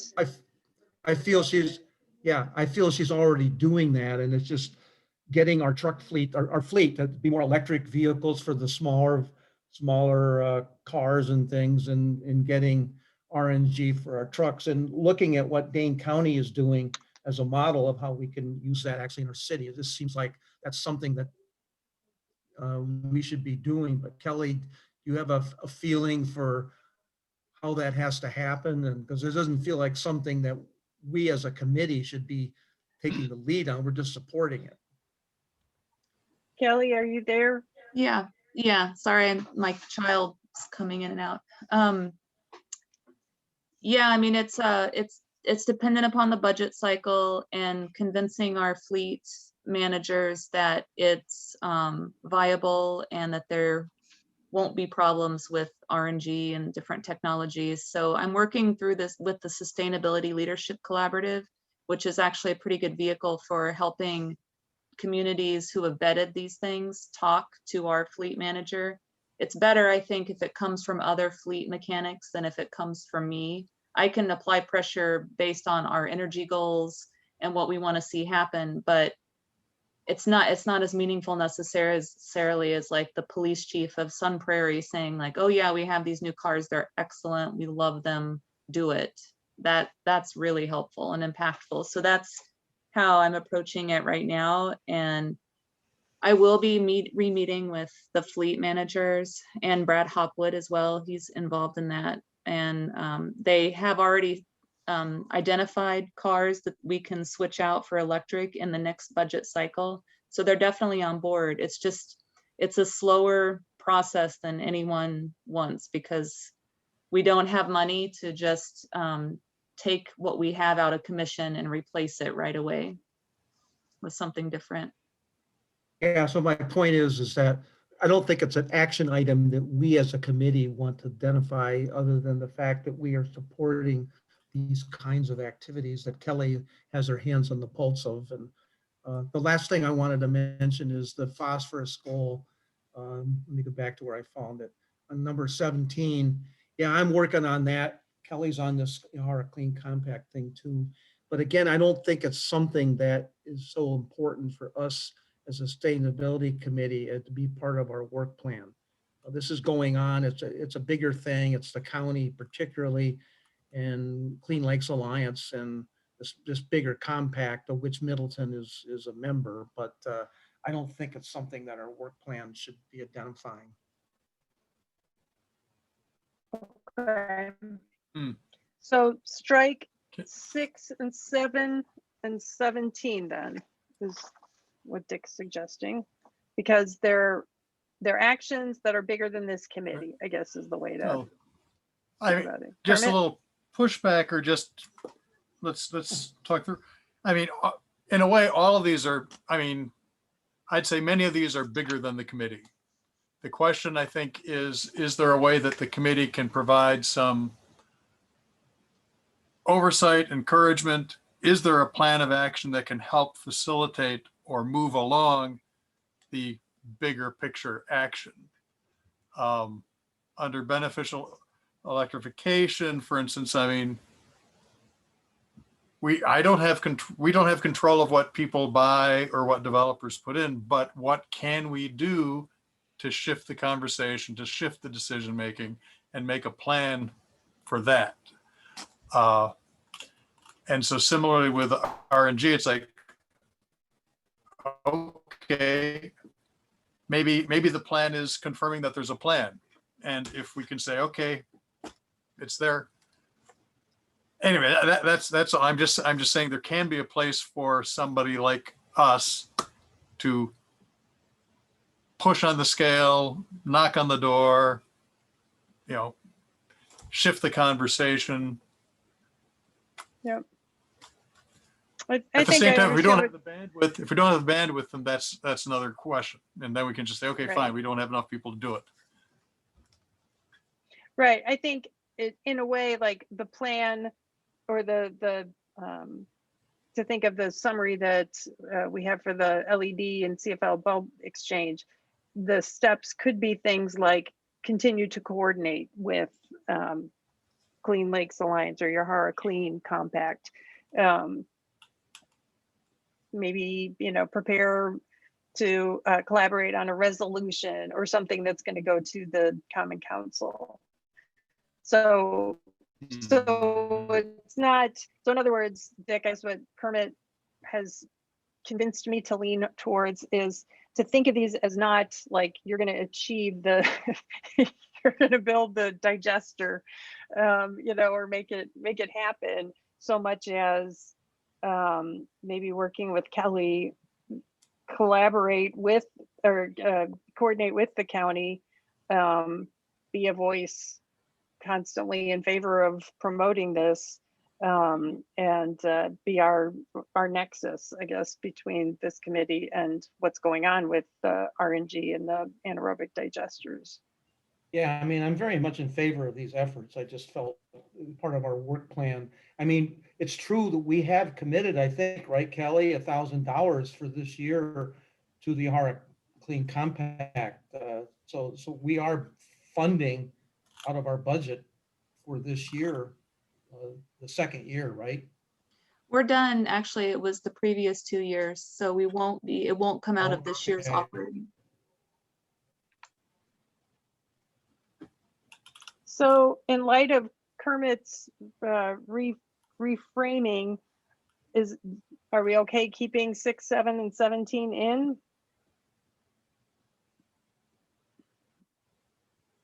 Well, I'm sorry, I had to get a drink of water. I was starting to get really dry throat here, so I didn't hear all of Kermit's objections. I guess He was just what I'm Kermit, I'll let trying to you make the point. understand.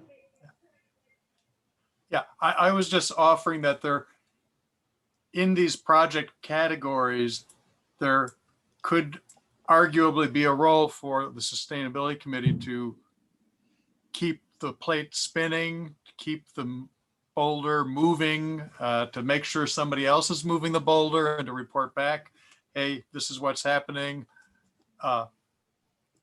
Because a lot of things, you know, what's the old saying? Don't expect what you don't inspect. I think there's a way in which we can continue to speak into the municipal processes to say, well, what's happening with this and why isn't it happening and how can we help make it happen?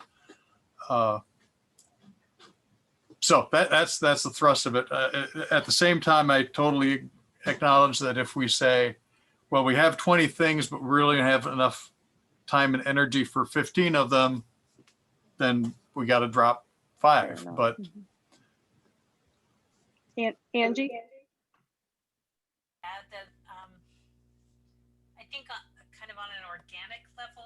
Your microphone is up by the side of your head, I think.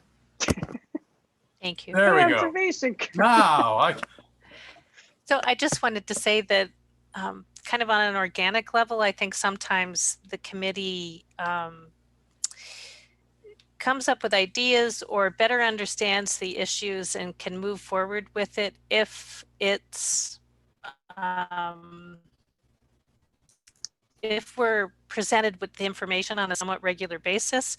So I guess I would prefer to see this stay on, even if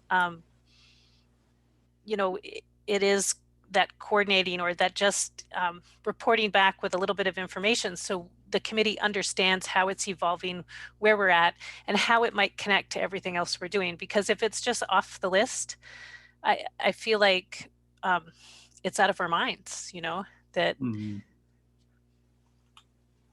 Yep. That's all I had to add. Thank you. Thank you for that. Any other thoughts, comments on section or projects for which your box has been checked? Anyone? Well, I guess I'd like to ask, what is the expectation if we have an item and somebody's name is in a box? What is the expectation of what we would do as a committee or as somebody that's on the committee that's supposed to work on this? Yes, I am working on number 17 as part of Yahara Clean Compact. I'm promoting the digesters because it's helping solving some of the item 17 issues. And I want to see us take advantage of the RNG that could be produced and see if we can, as a community, say, hey, look, you know, if you build it, we will come. Like, let's start thinking about getting more trucks that would use it, and that would help us meet our carbon neutral goals. So, you know, these are all really important issues, and I don't object to being on the list, but I don't know what the expectation is. I'm the only X checked on the thing, and I'm trying to understand what the expectation is of me as a committee member on a list of a work plan. I'm not going to build a digester in 2020, I guarantee you. Right. So you're wondering what the X is in terms of expectations, and I'll use the good call, expectation. Yeah. The sustainable you, idea. Okay, so that's something that's near and dear to my heart, is, you know, having some kind of educational outreach to people to help them do things like plant a native landscaping in their yard, or put solar on their house. You know, the things that I did without any incentive, just because I felt it was the right thing to do. And things like the recycling center. What can you recycle? What shouldn't you try to recycle, or don't wish cycle? So what I think for each of these projects we'll need is someone, and in this case, Dick, it would be you, unless you can recruit somebody to join you on these projects. But first, start with that template that we have for the LED and the CFL bulb exchange, and identify, you know, what are the goals that we hope to achieve with whatever this item is, what's the problem or the need, and how do we propose, like, how does it link back to our sustainable city plan and also the comp plan? What do we need in order to do this? Like, what would the logistics be? And for something like the sustainable the logistics are things like, you know, we'd have monthly events, they'd be virtual. Even after we have the ability to meet in person, there still should be a video component or a remote component for those who, to make it more accessible. Resources I would need would be graphic design, you know, from the city, or maybe your daughter is still interested in some projects. I'd need access to the Zoom account for the city. So I plan to, by the next meeting, write up a summary, just like what we had for the CFL LED bulb exchange, describing what it is I hope to accomplish with this project, and how and when. So for the items 6 and 7 and 17, the summary can identify, you know, what are the goals we're trying to achieve by engaging in this activity? What are the problems that we're hoping to solve by doing this? And what do you plan to do? And what you plan to do could be, you know, I don't know if there are monthly or quarterly meetings of these groups, but I think Kelly might be able to assist in populating some of those sections of the template for the project summary. Does that make sense? Did that help clarify? You're talking to me, I guess, right? Yeah. Well, okay, so in other words, I got to fill out this form of what's happening. I'm willing to do Well, that, I guess. yeah, and it's more, to me, I it's mean, more there's than so a much form. work going on. There's so much work going on, these things, that Middleton is tangential. I can't even say it. My mouth is so bad. Peripheral, maybe Tangential. peripheral. Tangential, peripheral to this issue that I was looking at this as the work plan, and what are we trying to do this year, and what are the elements that we're really going to focus on. And I think, for example, in the water resources one, which I'm also listed on, this is something that's important that we should be looking at in our community. Are there ways to become more resilient for stormwater surges? And so working with the Water Resources Commission, because they're the ones that really have the technical expertise or directing it, that are going to solve this. So, and so that's something I think is definitely an important task for our committee. These things that are bigger than us, like building digesters, I don't feel that that's an appropriate item for the work plan. That's all. It's a really important issue for the whole county, and for, you know, there's all kinds of efforts on that. And so if I have to write up something about what's happening, I can, but it creates work, you know, and I'm just trying to focus on what is the work plan for our committee.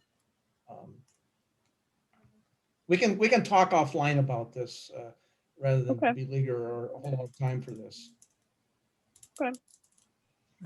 Anybody have any other comments or observations, or did I put you in the wrong projects, or you want to take on other projects?